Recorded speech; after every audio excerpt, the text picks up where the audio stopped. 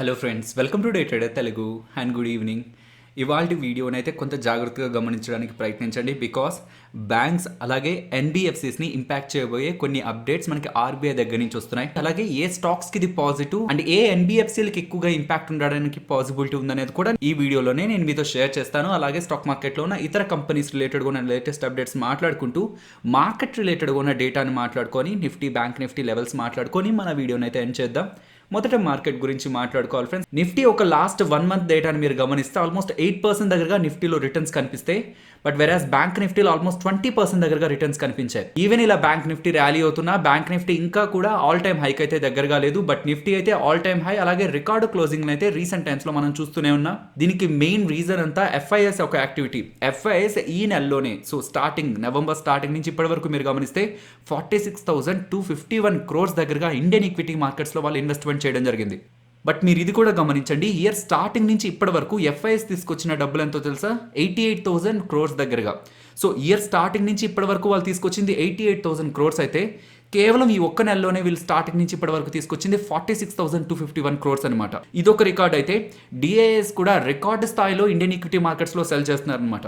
కేవలం ఈ ఒక్క నవంబర్ నెలలోనే 32,600 crores దగ్గరగా వాళ్ళ మనీని స్టాక్ మార్కెట్ నుంచి బయటకు తీసుకువెళ్ళడం జరిగింది. సో ఎఫ్ఐఎస్ ఒక బయింగ్ రికార్డ్ స్థాయిలో ఉంటే డిఐఎస్ ఒక సెల్లింగ్ కూడా రికార్డ్ స్థాయిలోనే ఉంది. ఓకే, ఒకసారి గ్లోబల్గా ఉన్న అప్డేట్స్ కొంత మాట్లాడుకుంటే లాస్ట్ ఫ్రైడే యూఎస్ మార్కెట్స్ అయితే కొంత వీక్నెస్లో క్లోజ్ అయ్యాయి. బట్ యూరోపియన్ మార్కెట్స్ కొంత స్ట్రాంగ్గానే క్లోజ్ అవ్వడం జరిగింది. సో మనం డైలీ వింటున్న అప్డేట్స్ అయితే వైరస్ కేసులు పెరుగుతూనే ఉన్నాయి. సో గ్లోబల్గా యూఎస్ కానీ యూరోప్ కానీ అక్కడైతే పెరుగుతూనే ఉన్నాయి. బట్ యాజ్ ప్యారలల్గా వ్యాక్సిన్ రిలేటెడ్గా కూడా అప్డేట్స్ పాజిటివ్గా వస్తున్నాయి. సో ఫైజర్ వాళ్ళు రీసెంట్గా అప్డేట్ చేశారు, మోడర్నా వాళ్ళు కూడా వాళ్ళ వ్యాక్సిన్ రిలేటెడ్గా పాజిటివ్ డేటాని పబ్లిష్ చేశారు.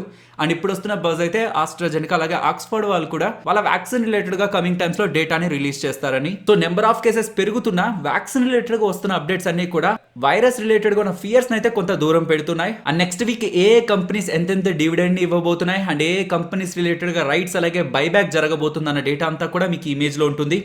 వాటి రిలేటెడ్గా ఎక్స్ డేట్ కూడా ఇక్కడ మీకు కనిపిస్తుంటుంది ఫ్రెండ్స్. సో ఇది నేను ప్రీవియస్గా చెప్తున్నా, కొంత కన్ఫ్యూజ్ అవుతున్నారు. ఎక్స్ డేట్ వేరు, రికార్డ్ డేట్ వేరు. ఎక్స్ డేట్ కంటే ముందు వర్కింగ్ డే ఒక్క రోజు ముందు మీరు కొన్నా సరే, షేర్స్ని కొన్నా సరే వీటికి మీరు ఎలిజిబుల్ అవుతారు. కానీ రికార్డ్ డేట్ కంటే ఒక రోజు ముందు మీరు కొంటే ఎలిజిబుల్ అవ్వరు. కన్ఫ్యూజ్ అవ్వకుండా ఉండడానికి రికార్డ్ డేట్ని మర్చిపోండి, ఎక్స్ డేట్ని గుర్తుంచుకోండి. ఎక్స్ డేట్ కంటే ఒక రోజు మీరు ముందు కొన్నట్లయితే ఏ యాక్టివిటీ అయితే కార్పొరేట్ యాక్టివిటీ అక్కడ జరుగుతుందో దానికి మీరు కంప్లీట్గా ఎలిజిబుల్ అవుతారు. సో ఏ కంపెనీస్ ఎంతెంత డివిడెండ్స్ అలాగే ఏ కార్పొరేట్ యాక్టివిటీ చేస్తున్నా అన్న డేటా అయితే మీకు నేను టెలిగ్రామ్లో ఈవినింగ్ 6:20 అరౌండ్ అయితే పోస్ట్ చేయడం జరిగింది ఫ్రెండ్స్. అక్కడికి వెళ్తే మీకు ఇమేజ్ అయితే ఉంటుంది. నెక్స్ట్ రిలయన్స్ ఇండస్ట్రీస్ గురించి మాట్లాడుకోవాలి. డేస్ బ్యాక్ నుంచి ఈవెన్ ఇండెక్స్ లో స్ట్రెంత్ కనిపిస్తున్న రిలయన్స్ ఇండస్ట్రీస్ లో మనకు ఫాల్ కనిపిస్తుంది. దీనికి కొంత స్పెక్యులేటెడ్ యాక్టివిటీ కూడా కారణం అనమాట. వాటిలో బయట ఎక్కువగా స్పెక్యులేషన్ జరిగింది ఏంటంటే ముఖేష్ అంబానీ గారికి హెల్త్ సరిగా లేదు కాబట్టి ఇండియా నుంచి ఫారెన్ కంట్రీకి వెళ్ళి ట్రీట్మెంట్ తీసుకుంటున్నారు. సో దాని రిలేటెడ్ గానే ముఖేష్ అంబానీ గారు ఎక్కడా కూడా బయట కనిపించట్లేదని స్పెక్యులేషన్ అయితే జరిగింది. కాకపోతే నిన్న పెట్రోలియం యూనివర్సిటీ కాన్వకేషన్ లో ముఖేష్ అంబానీ గారు అయితే వీడియో కాన్ఫరెన్స్ లో మాట్లాడడం జరిగిందనమాట. సో ముఖేష్ అంబానీ గారు హెల్త్ రిలేటెడ్ గా ఉన్న ప్రెసెంట్ ఉన్న స్పెక్యులేషన్ అయితే ఇదైతే కొంత ఆన్సర్ చేస్తుంది. మీకు గుర్తుంటే ఫ్రైడే వోకార్డ్ ఫార్మాలో 10-10 అరౌండ్ నుంచి కూడా వోకార్డ్ ఫార్మాలో కొంత స్ట్రాంగ్ ర్యాలీ కంటిన్యూ అయిందనమాట. సో ఆ పాయింట్ ఆఫ్ టైంలో నేను మీకు టెలిగ్రామ్లో ఓకార్డ్ ఫార్మా రిలేటెడ్గా మీకు ఒక అప్డేట్ పోస్ట్ చేశాను కదా. సో ఇలా ప్రెసెంట్ ఓకార్డ్ ఫార్మా ర్యాలీ అవుతున్న దానికి ఇది ఒక ఇంపార్టెంట్ రీజన్ అవ్వచ్చు అని. కాకపోతే మీరు ఈ వెబ్సైట్ని క్లిక్ చేస్తే ఇది మనకి రీసెంట్గా వచ్చిన అప్డేట్ కాదనమాట. అంటే ఫ్రైడే ర్యాలీ అవుతున్న పాయింట్ ఆఫ్ టైంలో వచ్చిన అప్డేట్ కాదు, August 4th వచ్చిన అప్డేట్. మరి ఆగస్ట్లో వచ్చిన అప్డేట్కి November 20th ఫ్రైడే రోజు ఎందుకు ర్యాలీ అయింది? దీన్ని కొంత జాగ్రత్తగా అర్థం చేసుకునే ప్రయత్నం చేయండి. ఆగస్ట్లో మనకు వచ్చిన అప్డేట్ ఏంటంటే ఆస్ట్రాజెనికా అలాగే ఆక్స్ఫర్డ్ వాళ్ళు కలిసి డెవలప్ చేసిన వ్యాక్సిన్ రిలేటెడ్గా వోకార్డ్ ఫార్మా వాళ్ళు వాళ్ళతో జాయిన్ అయ్యారు. ఈ వ్యాక్సిన్ రిలేటెడ్గా మ్యానుఫ్యాక్చరింగ్ యాక్టివిటీ వోకార్డ్ ఫార్మా వాళ్ళు చేస్తారు కాబట్టి ఆస్ట్రాజెనికా అలాగే ఆక్స్ఫర్డ్ వాళ్ళు తయారు చేస్తున్న వ్యాక్సిన్ వాళ్ళ రిలేటెడ్గా వస్తున్న డెవలప్మెంట్స్ అన్ని కూడా వోకార్డ్ ఫార్మా వాళ్ళకి పాజిటివ్గా ఉంటాయన్నమాట. అదే మనకి ఇక్కడ కనిపించింది. ఇది ఓల్డ్ ఆర్టికల్ అయినా సరే ఆస్ట్రాజెనికా అలాగే ఆక్స్ఫర్డ్ వాళ్ళు చేస్తున్న పాజిటివ్ కామెంట్స్తో వోకార్డ్ ఫార్మాలో మనకి ర్యాలీ అయితే కంటిన్యూ అవుతూ ఉంది. ఈ అప్డేట్ నేను మీకు 10-20 అరౌండ్ అయితే ఇవ్వడం జరిగింది ఫ్రెండ్స్. అండ్ ఆ పాయింట్ ఆఫ్ టైం నుంచి మీరు ఎంత రైజ్ అయింది వోకార్డ్ ఫార్మా అని గమనిస్తే ఆల్మోస్ట్ 17% దగ్గరగా వోకార్డ్ ఫార్మాలో మనకు ర్యాలీ కనిపించడం జరిగింది. సో ఇంట్రాడేలో ఒకవేళ ఏదైనా స్టాక్లో వచ్చే ఇంపార్టెంట్ అప్డేట్స్ అన్నింటినీ కూడా మీకు ఇమీడియట్గా రీచ్ చేయడం కోసం నేను టెలిగ్రామ్లో యాజ్ సూన్ యాజ్ పాసిబుల్ అయితే అప్డేట్ చేస్తుంటాను. ఇఫ్ ఇన్ కేస్ మీరు మన టెలిగ్రామ్ గ్రూప్లో లేనట్లయితే టెలిగ్రామ్ యాప్ డౌన్లోడ్ చేసుకొని డే ట్రేడర్ తెలుగు అని కంప్లీట్గా ఇంగ్లీష్లో సెర్చ్ చేయండి. 1,23,000 దగ్గరగా మన గ్రూప్ లో సబ్స్క్రైబర్స్ అయితే ఉంటారు. నెక్స్ట్ హెచ్డిఎఫ్సి బ్యాంక్ గురించి మాట్లాడుకోవాలి ఫ్రెండ్స్. ఇఫ్ ఇన్ కేస్ మీరు హెచ్డిఎఫ్సి బ్యాంక్ యూజర్ అయినట్లయితే నిన్న ఒకవేళ మీరు ఏటీఎం ద్వారా కానీ లేకపోతే debit card, credit card or UPI ఇటువంటి ఏ డిజిటల్ ట్రాన్సాక్షన్ మీరు చేద్దామని ప్రయత్నించినా మీరు ఏదైనా ఇష్యూస్ ని ఫేస్ చేశారా?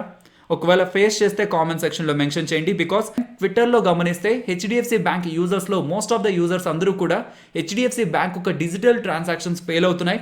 సో అది ఏటీఎం కానివ్వండి, debit card, credit card or UPI కానివ్వండి, ఇటువంటి డిజిటల్ ట్రాన్సాక్షన్స్ అని ఫెయిల్ అవుతున్నాయని అప్డేట్ చేశారు.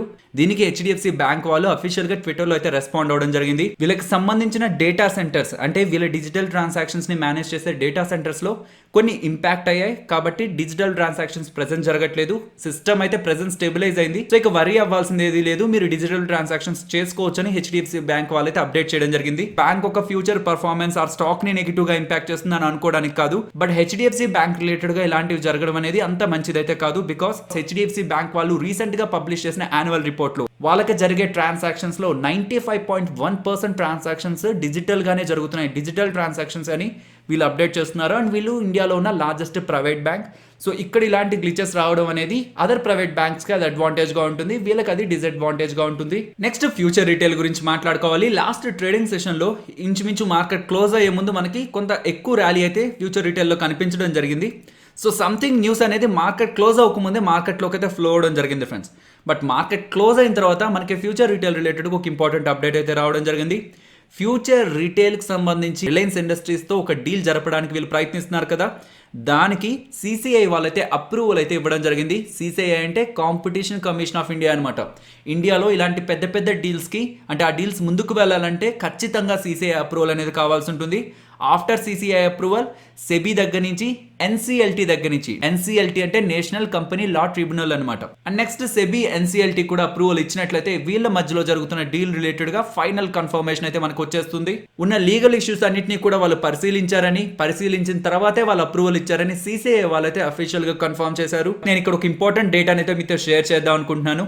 ఫ్యూచర్ రిటైల్ ఒక డీల్ కంప్లీట్ అయినట్లయితే అది కేవలం ఫ్యూచర్ రిటైల్కే కాదు, చాలా బ్యాంక్స్ కూడా పాజిటివ్గా ఉంటుందన్నమాట. బికాస్ ఇక్కడ మీకు కనిపిస్తుంది ఆల్మోస్ట్ 9,300 crores కానీ ఫ్యూచర్ రిటైల్ అలాగే ఫ్యూచర్ గ్రూప్ వాళ్ళు బ్యాంక్స్కి అలాగే ఎన్బిఎఫ్సిస్కి కూడా ఈ టోటల్ వీళ్ళందరికి కలిపి 18,000 crores దగ్గరగా వాళ్ళు లోన్స్ తీసుకున్నారు. అండ్ వాళ్ళ వడ్డీ కూడా పెరుగుతూనే ఉంది. దాని రిలేటెడ్గా వాళ్ళు రీపేమెంట్ చేయాల్సి ఉంది. ఇఫ్ ఇన్ కేస్ ఈ డీల్ కంప్లీట్ అయినట్లయితే ఈ ఫ్యూచర్ రిటైల్ వాళ్ళకి ఆల్మోస్ట్ 25,000 crores దగ్గరగా వస్తాయి. కాబట్టి వాళ్ళు చేయాల్సిన లోన్ రీపేమెంట్స్ అన్ని కూడా వాళ్ళు సకాలంలో చేయగలరు. సో ఇక్కడ ఉన్న డేటాను కొంత జాగ్రత్తగా వీడియోని పాస్ చేసి గమనించడానికి ప్రయత్నించండి. ఏ బ్యాంక్స్ ఫ్యూచర్ రిటైల్ కి ఎన్ని కోట్లు అంటే ఎంత పెద్ద మొత్తంలో అప్పులు ఇచ్చాయన్న డేటా అయితే ఇక్కడ మీకు కనిపిస్తూ ఉంటుంది. రీసెంట్ గా ఆర్బీఐ ఒక ఇంటర్నల్ వర్కింగ్ కమిటీ దగ్గర నుంచి కొన్ని ప్రతిపాదనలు అయితే రావడం జరిగిందనమాట. అంటే వీళ్ళు ఏం చెప్తున్నారంటే ఆర్బీఐకి సజెస్ట్ చేస్తున్నారు, కమింగ్ టైమ్స్లో ఈ స్టెప్స్ తీసుకోవడానికి ప్రయత్నించండి సో దట్ బ్యాంకింగ్ సిస్టమ్ మీద అది పాజిటివ్గా ఇంపాక్ట్ ఉంటుందని. సో ఒకవేళ ఈ స్టెప్స్ తీసుకుంటే ఏ బ్యాంక్స్కి ఎలాంటి ఇంపాక్ట్ ఉంటుందనేది మాట్లాడుకుందాం. బట్ దానికంటే ముందు అసలు వాళ్ళు సజెస్ట్ చేస్తున్న ఇంపార్టెంట్ స్టెప్స్ ఏంటి, ఆర్బీఐ ఒక ఇంటర్నల్ కమిటీ అసలు ఏం చెప్తుందనేది గమనిద్దాం ఫ్రెండ్స్. ఈ అప్డేట్ మనకు అర్థం కావాలంటే ప్రీవియస్గా ఆర్బీఐ వాళ్ళు బ్యాంక్స్ రిలేటెడ్గా ఉన్న కొన్ని రూల్స్ని మనం తెలుసుకోవాలి. ఒక బ్యాంక్ స్టార్ట్ అయిన 15 years లోపు ఆ బ్యాంక్ లో ప్రమోటర్స్ వాళ్ళకున్న వాటాని ఎంత వాటాని వాళ్ళు హోల్డ్ చేస్తున్నా సరే ఆ వాటాని 15% ఆర్ బిలోకి తీసుకురావాలన్నమాట. అంటే ప్రమోటర్స్ వాళ్ళ వాటాని టైం టు టైం సెల్ చేస్తూ రావాలన్నమాట. కాకపోతే దీని రిలేటెడ్ గా కొన్ని బ్యాంక్స్ కి అయితే ఎగ్జామ్షన్ ఉంది. ఈ బ్యాంక్స్ కి సంబంధించిన ప్రమోటర్స్ మా షేర్ ప్రైస్ చాలా ఎక్కువగా పడిపోతుంది, అసలు మా బ్యాంక్ రిలేటెడ్ గా ఉండాల్సిన షేర్ ప్రైస్ అయితే అది కాదు, మమ్మల్ని అలౌ చేయండి, బయట అవైలబుల్ గా ఉన్న షేర్స్ ని మేము కొనుక్కొని మా షేర్ ప్రైస్ ని స్టెబిలైజ్ చేస్తామని కూడా కొన్ని బ్యాంక్స్ కి సంబంధించిన ప్రమోటర్స్ ఆర్బీఐ అయితే రిక్వెస్ట్ చేయడం జరిగింది. బట్ ఆర్బీఐ దానికి ఎప్పుడు కూడా యాక్సెప్ట్ చేయలేదు. బట్ ఆర్బీఐ ఒక ఇంటర్నల్ కమిటీ ఇప్పుడు చెప్తున్నది 15 years తర్వాత అయినా సరే 15% కాకుండా దాన్ని 26% చేద్దాం, ప్రమోటర్స్ దగ్గర 26% వాటా ఉన్నా పర్లేదు అనేలాగా ప్రెసెంట్ ఇంటర్నల్ వర్కింగ్ కమిటీ అయితే ఆర్బీఐకి సజెషన్ అయితే ఇవ్వడం జరిగింది. బ్యాంకింగ్ స్టాక్స్ లో ఈ అప్డేట్ రిలేటెడ్ గా ఎక్కువ పాజిటివ్ ఇంపాక్ట్ మనకి ఇండస్ఇండ్ బ్యాంక్ రిలేటెడ్ గా ఉంటుంది. దెన్ మనకి కోటాక్ మహేంద్ర బ్యాంక్ రిలేటెడ్ గా ఉంటుంది ఫ్రెండ్స్. అండ్ ఉన్న ఇంకొక అప్డేట్ ఏంటంటే ప్రెజెంట్ ఎన్బిఎఫ్సి సెగ్మెంట్లో ఏవైతే టాప్ ఎన్బిఎఫ్సిస్గా ఉన్నాయో వాటికి బ్యాంకింగ్ లైసెన్స్ కావాలనుకుంటే ఇచ్చే ప్రయత్నంలో కూడా ఆర్బీఐ ఉంది. సో దాని రిలేటెడ్గా ఇంటర్నల్ వర్కింగ్ కమిటీకి కూడా సజెషన్స్ ఇవ్వడం జరిగిందని కూడా ప్రెజెంట్ మనకి అప్డేట్స్ అయితే వస్తున్నాయి. సో అలా చేసినట్లయితే Bajaj finance, M&M finance, Shriram transport finance వీటికి ఎక్కువ అడ్వాంటేజ్ ఉంటుందన్నమాట. బికాస్ ఏ ఎన్బిఎఫ్సీలను అయితే ఆర్బీఐ వాళ్ళు సెలెక్ట్ చేయాలో దాని రిలేటెడ్గా ఉన్న క్రైటీరియాకి ఈ 3 ఎన్బిఎఫ్సీలు కూడా మీట్ అవుతాయి. కాకపోతే ఇక్కడ మనం గమనించాల్సింది 2016లో కూడా ఈ ఎన్బిఎఫ్సీస్కి ఆపర్చునిటీ అయితే వచ్చిందనమాట. మీన్స్ బ్యాంకింగ్ లైసెన్స్ కావాలనుకుంటే వీళ్ళు అప్లై చేయడానికి 2016లోనే వీళ్ళకి అవకాశం వచ్చినా వీళ్ళలో ఎవ్వరూ కూడా బ్యాంకింగ్ లైసెన్స్ కి అప్లై చేయలేదన్నమాట. బికాస్ ఆర్బీఐ ఒక నిబంధనలు ఎన్బిఎఫ్సీల మీద పెద్దగా ఉండవు, కానీ బ్యాంక్స్ మీద చాలా స్ట్రాంగ్ గా ఉంటాయి అనమాట. అలాగే ప్రమోటర్స్ కూడా వాళ్ళ వాటాని సర్టెన్ పోర్షన్ కి తగ్గించాలి కాబట్టి over a period of time వీళ్ళలో ఎవరు కూడా బ్యాంకింగ్ లైసెన్స్ కి అంత ఇంట్రెస్ట్ అయితే 2016లో చూపించలేదు. నెక్స్ట్ నిఫ్టీ అలాగే bank Nifty support and resistance మాట్లాడుకుందాం ఫ్రెండ్స్. నిఫ్టీ సపోర్ట్ 12,770 దగ్గర గమనిస్తున్నాను, అండ్ రెసిస్టెన్స్ 12,930 దగ్గర. And bank Nifty support 28,740 and resistance 29,870. Next Nifty option chain data మాట్లాడుకునే ప్రయత్నం చేద్దాం ఫ్రెండ్స్. ఈ మంత్లీ ఎక్స్పైరీ కాంట్రాక్ట్ డేటాని December 1st week expiry contract డేటాతో కంబైన్ చేసి ఉన్న లెవెల్స్ ని మాట్లాడుకునే ప్రయత్నం చేద్దాం. సో ప్రెజెంట్ ఉన్న డేటాని మీరు గమనిస్తే ప్రెజెంట్ ఉన్న లెవెల్స్ నుంచి టాప్ సైడ్కి మూవ్ అయితే ఇంట్రాడేలోను పాజిటివ్గా ఓపెన్ ఇంట్రెస్ట్ బిల్డ్ అవుతూ ఓవరాల్గా కూడా స్ట్రాంగ్గా ఉన్న లెవెల్ అయితే మనకి కాల్ రేటర్స్ మెయింటైన్ చేస్తున్న లెవెల్ అయితే 13,000 లెవెల్ అనమాట. అంటే 13,000 బ్రేక్ అవ్వదు అని, ఈ మంత్లో బ్రేక్ అవ్వదు అని కాల్ రేటర్స్ అయితే స్ట్రాంగ్గా బిలీవ్ చేస్తున్నారు. అండ్ ఆ లెవెల్ తర్వాత ఎక్కువ ఓపెన్ ఇంట్రెస్ట్ ఇంట్రాడేలో అలాగే ఓవరాల్ గా బిల్డ్ అవుతున్నది అయితే 13,200 అనమాట. సో ఇమీడియట్ గా 13,000 ఇఫ్ అది బ్రేక్ అయితే 13,200 అనేది నెక్స్ట్ లెవెల్ ఆఫ్ రెసిస్టెన్స్ అయితే మనం గమనించవచ్చు. అండ్ ప్రెసెంట్ ఉన్న లెవెల్స్ నుంచి బాటమ్ సైడ్ కి చూస్తే హ్యూజ్ ఓపెన్ ఇంట్రెస్ట్ 12,800 దగ్గర మీకు కనిపిస్తుంది friends. Almost 17 lakhs open interest అయితే బిల్డ్ అయింది. సో ఇమీడియట్ గా 12,800 ని సపోర్ట్ గా గమనించవచ్చు. ఇఫ్ అది బ్రేక్ అయితే ఈ మంత్లీ ఎక్స్పైరీని అలాగే డిసెంబర్ లో ఉన్న ఫస్ట్ వీక్ ఎక్స్పైరీ కాంట్రాక్ట్ ని కంబైన్ చేస్తే 12,600 అనేది ఇంపార్టెంట్ సపోర్ట్ గా కనిపిస్తుంది అనమాట. So mostly next week 12,600 to 13,200 in between ఈ రేంజ్ లో నిఫ్టీ ట్రేడ్ అవడానికి పాసిబిలిటీ ఉంటుంది. సో ఫైనల్లీ ఇది ఫ్రెండ్స్ మన వీడియో. మీకు నచ్చిందా? సో నచ్చితే వీడియోని లైక్ చేయండి ఫ్రెండ్స్. అండ్ ఈ వీడియో మన వాళ్ళకి యూజ్ అవుతుంది అనుకుంటే తప్పకుండా షేర్ చేయండి. అండ్ మన ఛానల్ని సబ్స్క్రైబ్ చేయనట్లయితే ఛానల్లో ఉన్న కంటెంట్ ఒకసారి చూడండి. ఇఫ్ ఇన్ కేస్ మీకు ఆ కంటెంట్ నచ్చితే ఛానల్ని సబ్స్క్రైబ్ చేసి పక్కనే ఉన్న బెల్ ఐకాన్ని కూడా క్లిక్ చేయండి ఫ్రెండ్స్. అండ్ మరొక ఇంట్రెస్టింగ్ వీడియోతో నేను మళ్ళీ మీ ముందుకు వస్తాను. అంతవరకు టేక్ కేర్. జై హింద్.